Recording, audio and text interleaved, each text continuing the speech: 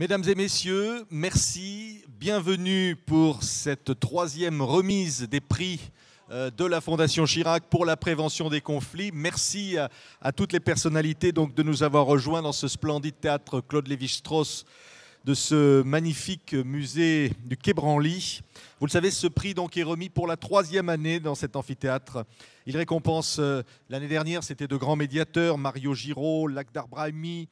Mario Giraud qui d'ailleurs ne peut être avec nous puisqu'il vient d'avoir des nouvelles fonctions au sein du gouvernement italien de Mario Monti. Mais avant d'accueillir les très nombreuses personnalités qui nous font le plaisir d'être avec nous, et je voudrais pour ouvrir donc cette cérémonie vous proposer un reportage qui va traduire sur le terrain la réalité de ce que peut amener un prix comme celui créé par Jacques Chirac, se mobiliser, disait-il, pour que la paix prévale sur les facteurs de guerre. Alors c'est un exemple de ces réalisations, c'est l'opération Solidarité par l'eau dans les pays du bassin du Niger. Cette opération s'est déroulée les 17 et 18 octobre dernier. 4 chefs d'État et 1 millier de participants s'y sont retrouvés pour ce grand forum sur le droit à l'eau, pour que ce droit qui est reconnu par les Nations Unies devienne une réalité sur le terrain. Je vous propose donc de regarder ce reportage de TV5 pour son magazine Wari et on se retrouve tout de suite après.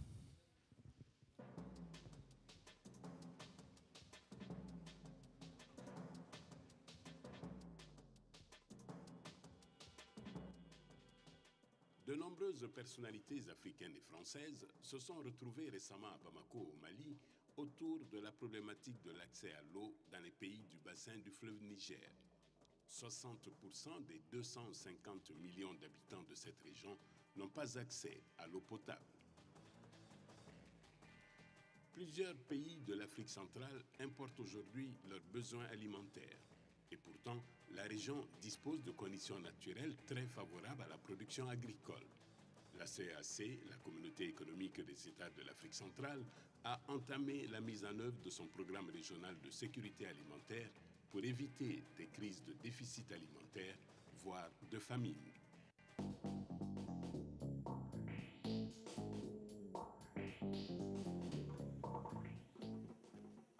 C'est une question de grande importance qui est au cœur de tous les enjeux de la communauté internationale qui a occupé récemment pendant 2 jours à Bamako d'éminentes personnalités. Outre des experts internationaux, 4 chefs d'État, en l'occurrence Amadou Toumani Touré du Mali, Mahamadou Issoufou du Niger, Idriss Déby Itno du Tchad et Blaise Compaoré du Burkina Faso, étaient de la rencontre.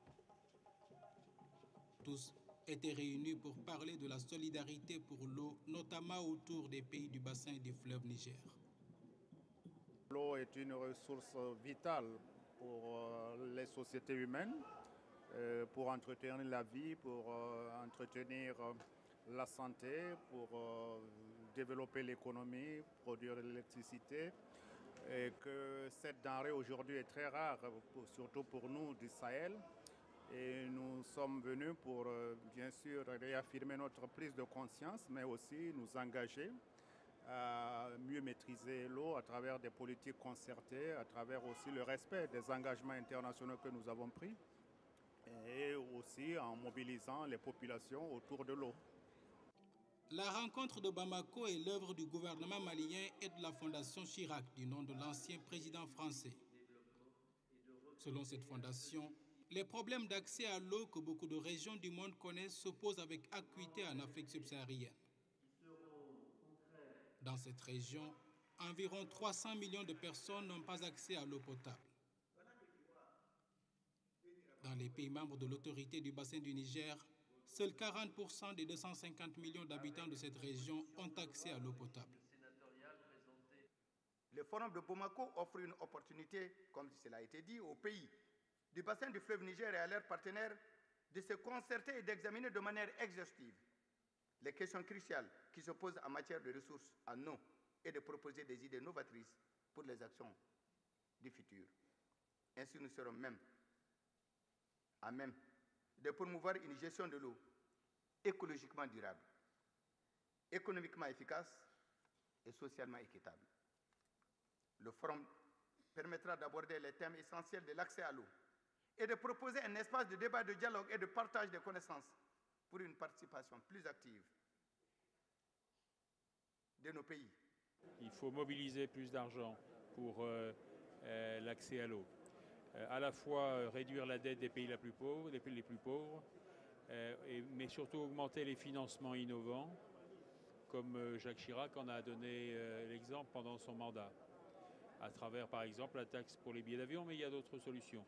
La France a inventé le 1% sur la facture d'eau. C'est une très belle idée qui produit des moyens pour permettre le financement des infrastructures de l'eau, en n'oubliant pas de garder un peu d'argent pour les entretenir. Pendant longtemps, le secteur de l'eau n'a pas attiré des investissements. Selon la Banque africaine de développement, les besoins en financement dans le secteur de l'eau en Afrique sont estimés à près de 50 milliards de dollars. Pour trouver ces financements, il y a nécessité aujourd'hui de changer de modèle. Les schémas qui consistaient à attendre des appuis financiers extérieurs pour financer l'hydraulique en Afrique se sont essoufflés ces dernières années. Pour avoir des chances de mobiliser l'ensemble de la communauté internationale, il faut pouvoir démontrer que les pays en difficulté eux-mêmes font un effort particulier au plus haut de leur capacité. Eh bien, c'est à cela que nous pensons. Nous pensons et nous proposons qu'il y ait de larges consultations de la société civile, que les pays regardent où sont les besoins, interrogent leur population, qu'à partir de là, ils mettent dans leur budget propre le maximum d'argent qu'ils peuvent y mettre. Nous savons très bien qu'ils ne pourront pas en mettre beaucoup, mais qu'ils montrent par ces inscriptions budgétaires que l'eau est une de leurs priorités. Les financements actuels, certes, étaient très importants, par exemple 700 millions pour le seul gouvernement français, mais qu'il convenait de trouver des financements nouveaux pour faire face à ces besoins nouveaux, d'où toute la problématique de l'élaboration des financements innovants. Les pays de l'autorité du bassin du Niger veulent faire entendre leur voix au prochain Forum mondial de l'eau prévu en mars prochain à Marseille, en France. Outre les difficultés d'accès à l'eau potable pour la population, il y a également d'autres préoccupations. Il y a aussi le défi de la navigabilité, parce qu'il serait judicieux de mettre un dispositif qui permettrait la navigabilité pérenne, sans oublier les problèmes liés à l'assainissement. Vous savez que les eaux sont victimes de pollution majeure qui contribuent à l'éclosion de plantes aquatiques nuisibles qui ont des effets dévastateurs sur l'écosystème fluvial. Et je crois qu'il y a aussi des défis inhérents à la disponibilité d'eau pour assurer la sécurité alimentaire de nos populations à travers des systèmes d'irrigation qui soient technologiquement au point. La rencontre de Bamako a également abordé la nécessité de renforcer la coopération régionale pour une gestion durable de l'eau en Afrique. Tout le monde est convaincu que le fleuve Niger représente en effet pour les 9 pays qui l'irriguent une chance exceptionnelle. La vallée du fleuve pourrait constituer en effet un axe majeur de l'essor économique de toute l'Afrique de l'Ouest. Voilà, le président du Conseil mondial de l'eau, c'est bien Loïc Fauchon. Solidarité pour l'eau dans les bassins des pays du Niger, organisé donc à Bamako en partenariat entre la Fondation Chirac et l'État du Mali. Mesdames et messieurs, je vous prie de bien vouloir accueillir ici, dans ce théâtre Claude Lévi-Strauss, les personnalités que nous avons le plaisir d'accueillir. Et d'abord, bien sûr, celui sans qui nous ne serions pas ici, Jacques Chirac, président de la Fondation Chirac, accompagné de François Fillon, le Premier ministre.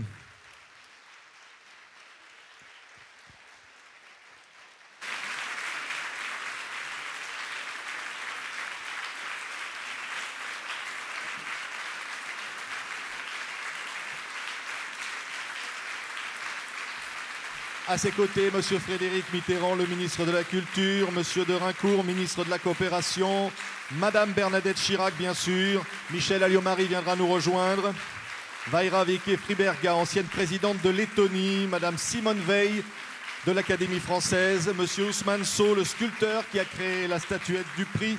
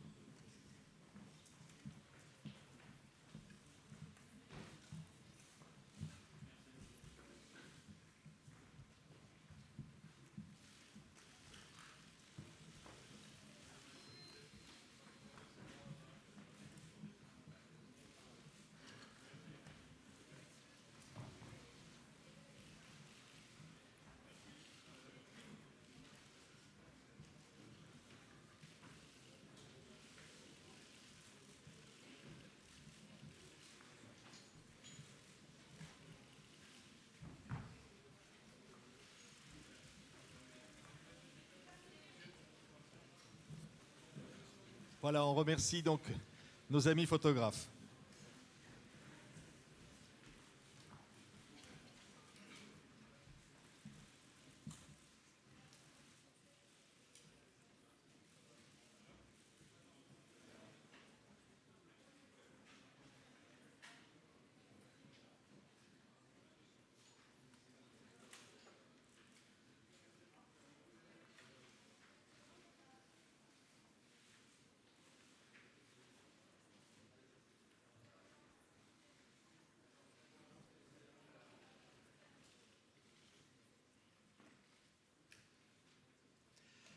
Mesdames et messieurs, j'appelle à venir me rejoindre ici sur cette scène Monsieur Kofi Annan, ancien secrétaire général des Nations Unies, président de la Kofi Annan Foundation, président de l'Africa Progress Panel.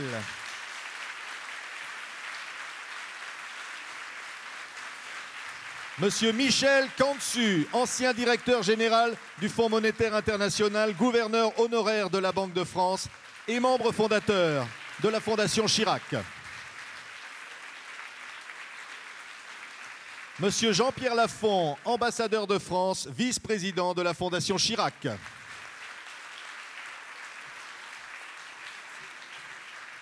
Et enfin, les deux personnalités, les deux femmes d'exception que nous allons avoir le plaisir d'honorer tout à l'heure. Madame Louise Arbour, lauréate 2011 donc du prix spécial du jury de la Fondation Chirac.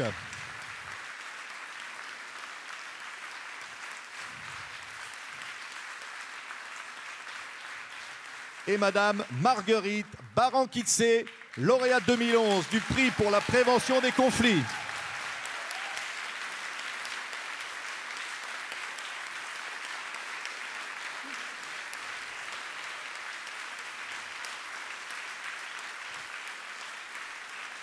Et pour ouvrir donc cette cérémonie, j'appelle le président du musée du Quai Branly, Monsieur Stéphane Martin, à venir nous rejoindre.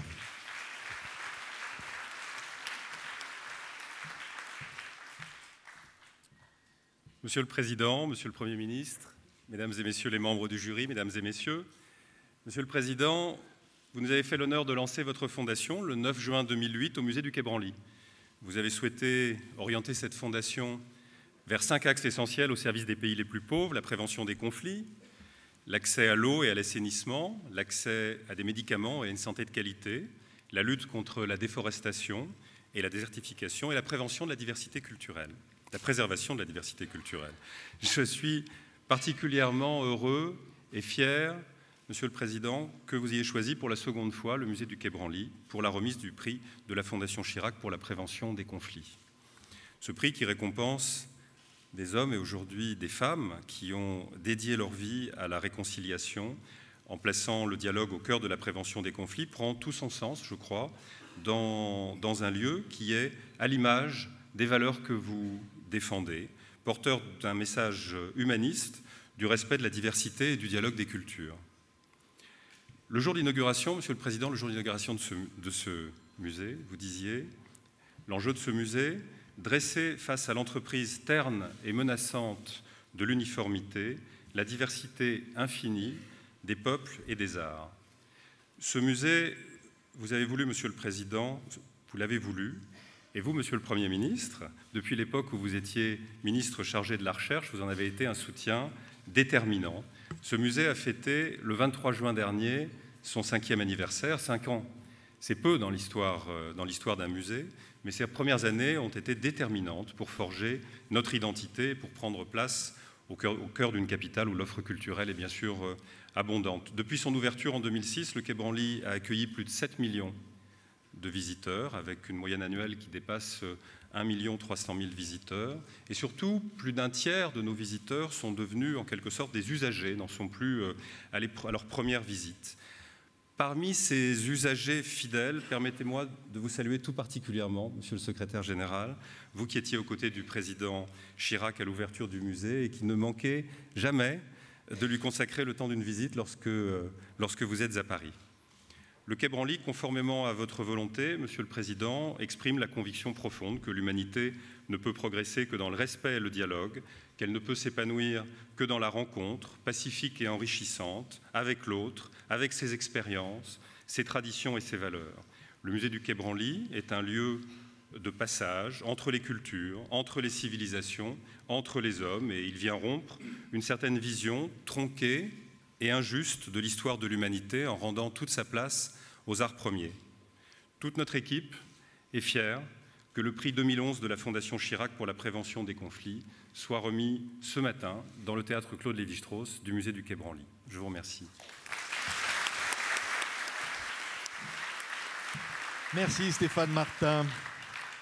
Il soutient le projet de cette fondation depuis sa création en 2008. Il avait été l'invité du jury du prix pour sa première édition en 2009. Et les objectifs que s'est fixé l'Africa Progress Panel qu'il préside rencontrent ceux de la Fondation Chirac, notamment la lutte contre le changement climatique. Il nous fait donc l'honneur d'être avec nous. Monsieur Kofi Annan, ancien secrétaire général des Nations Unies, président de la Kofi Annan Foundation, président de l'Africa Progress Panel.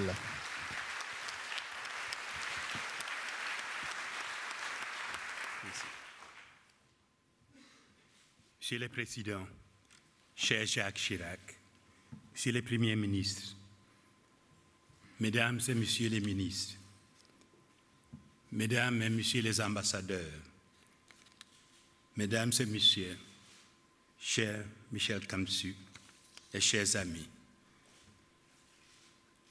avec son cortège de crimes innommables portant atteinte à l'idée même de l'humanité, le siècle passé a été le siècle des génocides.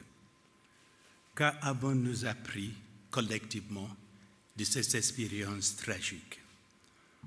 Comment faire pour éviter que les siècles présents ne donnent nez dans les violences et les fracas du terrorisme et plonger aujourd'hui dans une crise économique sans précédent depuis les années 30 nous conduisent à nouveau au bord de l'abîme.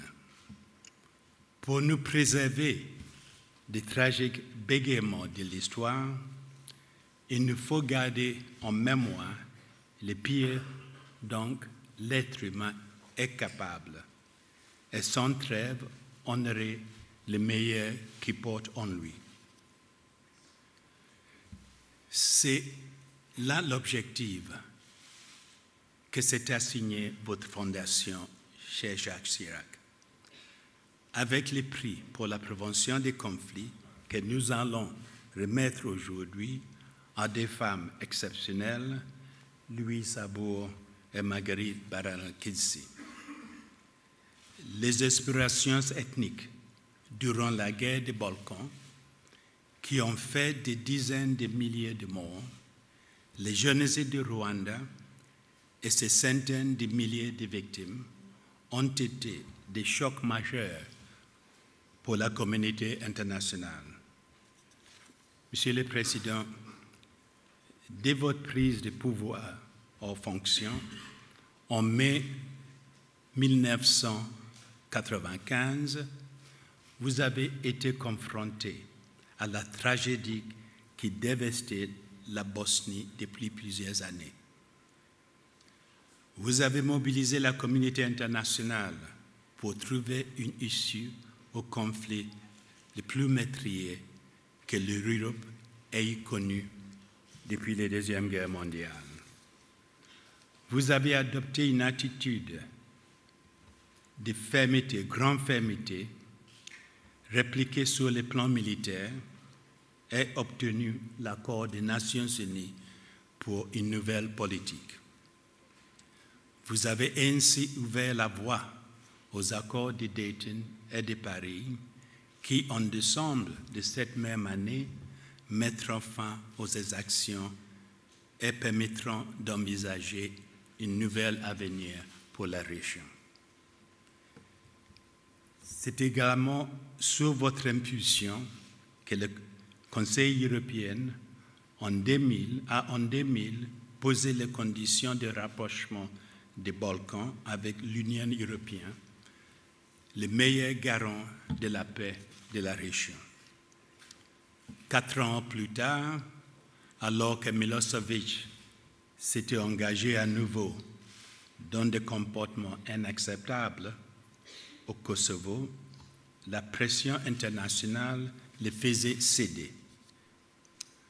Dans les deux cas, en Bosnie comme au Kosovo, vous avez soutenu une nouvelle morale internationale s'appuyant sur l'autorité des Nations Unies et le Conseil de sécurité, ainsi que sur le rôle primordial que devait jouer la justice internationale dans la résolution des conflits.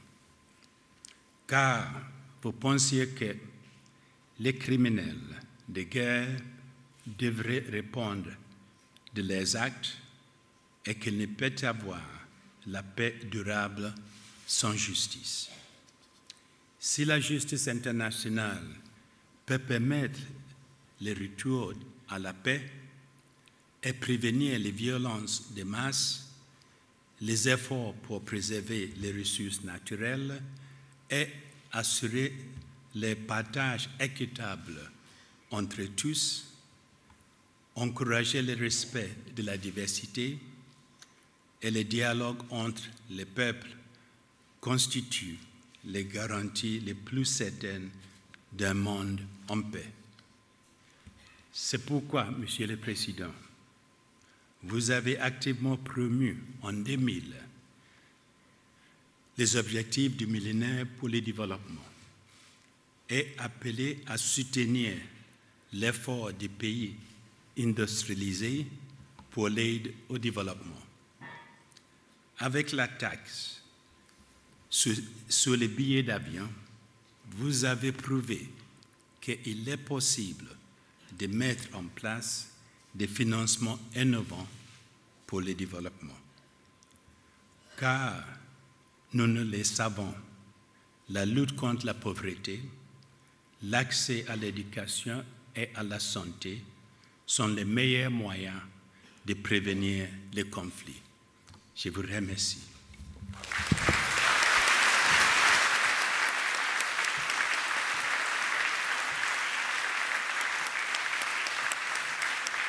Merci, Monsieur le Secrétaire général. Pour cette cérémonie de remise des prix de la Fondation Chirac pour la prévention des conflits, j'appelle à présent à nous rejoindre sur cette scène Monsieur le Premier ministre François Fillon, qui vient donc nous rejoindre pour cette troisième cérémonie de remise des prix Jacques Chirac, au nom du gouvernement français. Monsieur le Président de la République, mon cher Jacques Chirac, Monsieur le Secrétaire général des Nations Unies, Mesdames et Messieurs, je veux vous dire que c'est pour moi un très grand plaisir et un très grand honneur de participer à la remise du prix de la Fondation Chirac pour la prévention des conflits. Cette distinction s'est déjà fait une place remarquée parmi les hommages rendus aux défenseurs des droits de l'homme. Et le fait que ce prix soit décerné ici, au musée Branly, dans ce musée qui doit tant, j'ai envie de dire, qui doit tout au président Chirac et qui incarne les valeurs de tolérance défendues par la Fondation, a une signification particulière. Je veux saluer le choix du jury d'honorer cette année Marguerite Barankitz et Louise Arbour. Marguerite Barankitz pourrait être résumée par ses surnoms. Elle est la femme aux 10 000 enfants ou la mère Teresa africaine. Mais son œuvre dépasse ces périphrases affectueuses. En fondant la Maison Shalom au Burundi, elle a su créer les conditions pour réunir des enfants que tout opposait et que la vie, les guerres civiles et les conflits ethniques avaient fragilisés et meurtris. Ces enfants Hutus, Tutsis ou Tva sont désormais préparés à un avenir meilleur en accédant à l'éducation, aux soins, à la culture, en apprenant un métier et tout simplement en partageant un destin commun avec leurs semblables. Louise Arbour a, quant à elle, été l'une des premières à faire de l'idée de justice internationale une réalité concrète. Successivement premier procureur du tribunal pénal pour l'ex-Yougoslavie et du tribunal pénal international pour le Rwanda, Louise Arbour a apporté par ses innovations et par son courage une contribution majeure à la lutte contre l'impunité. Ces tribunaux ont non seulement permis de juger et de punir les responsables de génocide, de crimes contre l'humanité et de crimes de guerre, mais ils ont aussi envoyé un message sans ambiguïté aux dictateurs et aux tortionnaires du monde entier. Face à l'intolérable, la communauté internationale n'est plus aveugle, elle n'est plus impuissante et elle a désormais la mémoire longue. Aujourd'hui, c'est sans doute grâce à l'action de ces deux institutions que la Cour pénale internationale fonctionne. Il n'est pas besoin d'être juriste pour mesurer le poids politique et le poids symbolique qu'elle représente au service de la justice internationale. Mesdames et messieurs, au cours de ces 2 mandats à la tête de la République française, le président Chirac a su se faire l'avocat des oubliés.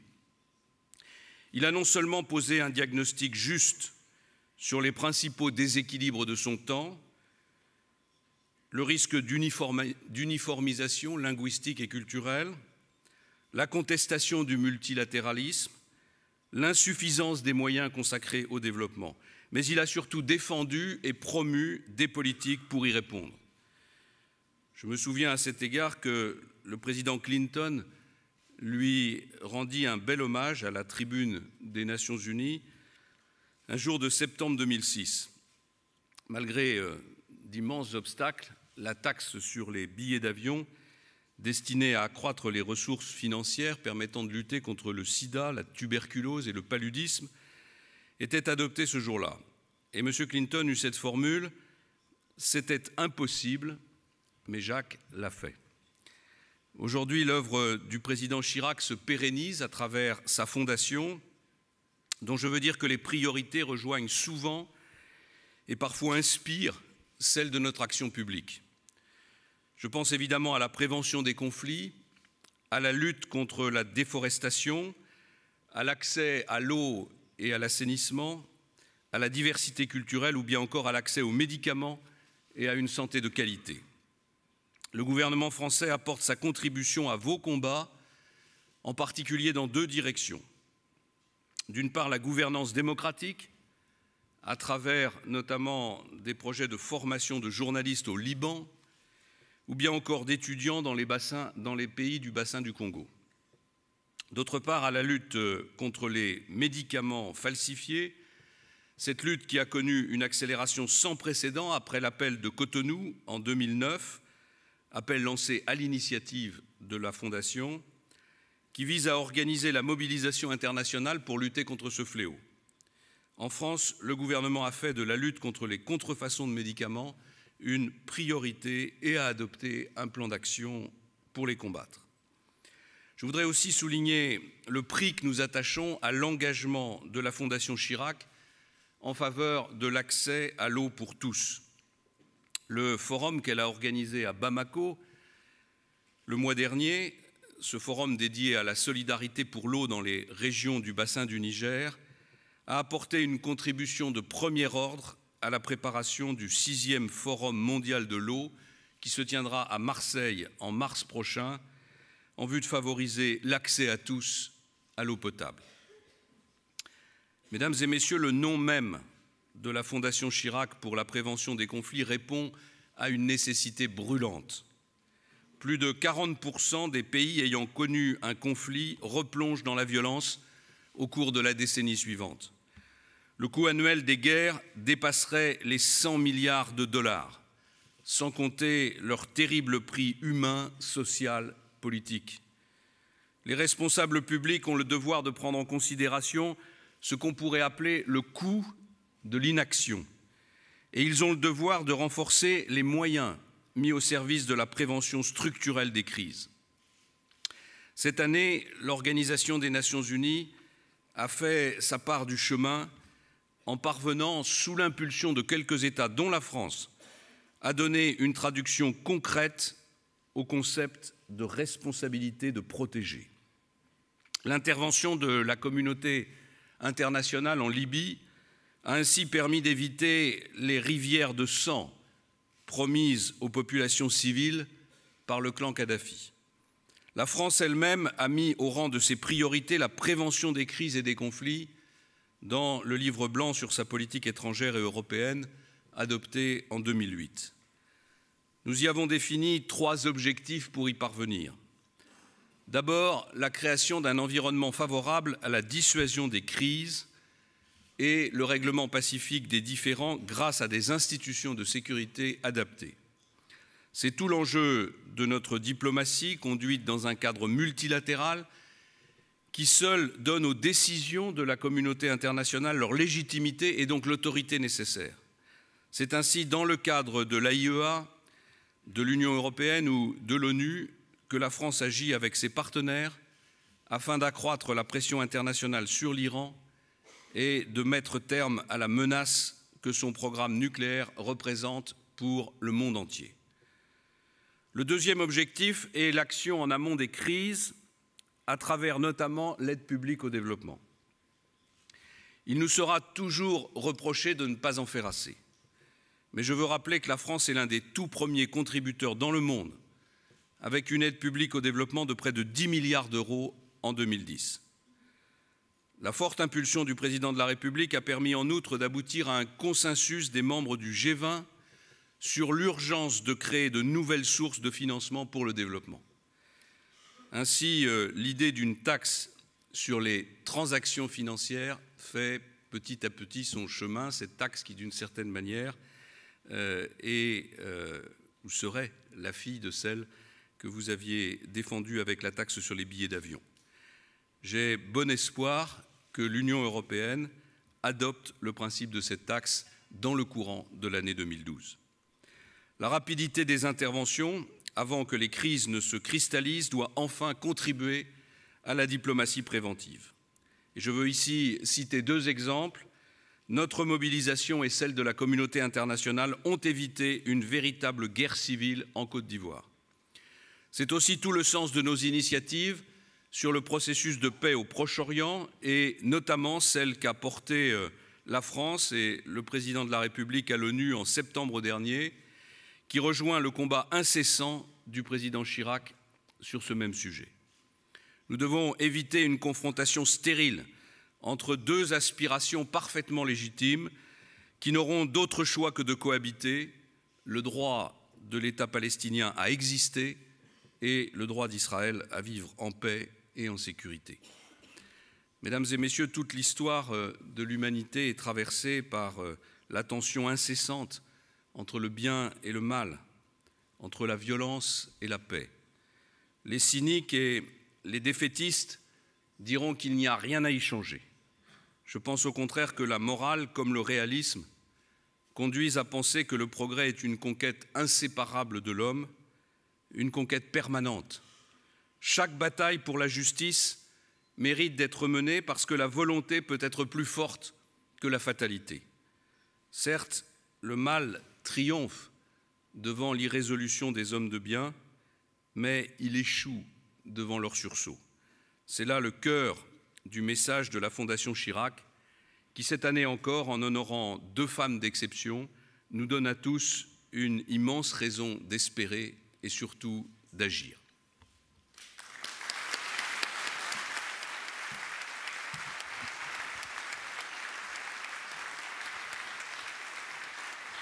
Merci, Monsieur le Premier ministre. Il a baptisé l'une de ses chansons Nouvelle Afrique, New Africa, et Jacques Chirac l'a connue lors d'un voyage au Sénégal dans les années 90. C'était à l'occasion d'un dîner avec le sculpteur Ousmane Sow, qui est ici et qui a sculpté ce prix, cette statuette. Youssou N'Dour, puisque c'est de lui dont il s'agit, fait partie du comité d'honneur de la Fondation Chirac depuis 2008. Et puisqu'il partage les valeurs de la Fondation et du président Chirac et qu'il ne pouvait être là, c'est depuis son continent, l'Afrique, qu'il a choisi de s'adresser à vous. Bonjour, c'est Youssou N'Dour. J'aurais bien aimé être présent parmi vous aujourd'hui, mais je suis retenu par des obligations dans mon pays. Je tiens à redire mon attachement au président Chirac et mon soutien au prix de la Fondation Chirac qui récompense les personnes qui consacrent leur vie au service de la paix, au dialogue entre les peuples, au développement durable des pays les plus fragiles. Je dédie cette chanson à la cérémonie d'aujourd'hui car nous œuvrons, le président et moi-même, à changer la vision que les gens ont de l'Afrique. On parle souvent de l'Afrique, des guerres, de la pauvreté et du sida. Cette chanson parle d'unité, d'une Afrique moderne et des grands hommes qui ont contribué à son évolution. Merci.